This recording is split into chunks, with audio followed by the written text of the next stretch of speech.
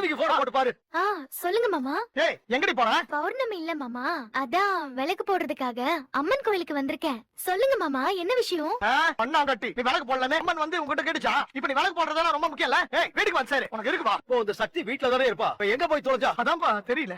அவ இந்த வீட்டுக்கு வந்தாலும் அதுல இருந்து வீட்ல இருந்த எல்லாரும் மாறிட்டாங்கடா. போற வழியில ஏதாவது சாப்பிட்டு போலாமா? சாப்பிடலாம் அத்தை, உங்களுக்கு என்ன சாப்பிடணும்னு சொல்லுங்க. பக்கத்துல ஏதாவது பீட்சா கடை இருக்குமா? இருக்கு அத்தை, நான் கூட்டிட்டு போறேன். ரொம்ப நாளா எனக்கு பீட்சா சாப்பிடணும்னு ஆசை.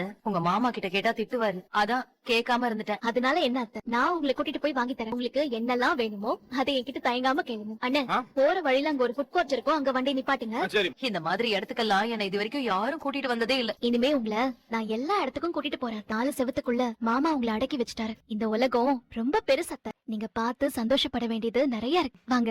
1 peppy paneer, double cheese pizza, 2 falooda. Okay sure ma'am, thank you. Sakthi, டிவில பீட்சா விளம்பரம் வரும்போதெல்லாம் இன்னைக்குதான் அந்த ஆசை நிறைவேற போகுது. உண்மையாவே உங்களை பார்க்கும் போது எனக்கு ரொம்ப வியப்பா இருக்கத்த. உங்க சின்ன சின்ன ஆசைகளை கூட மாமாவுக்காக நீங்க சாக்ரிஃபைஸ் பண்ணிருக்கீங்களே. உங்களை இந்த நிலைமையில பார்க்கும் போது ரொம்ப கஷ்டமா இருக்கு. ஆனா எனக்கு இது கஷ்டமா தெரியலமா.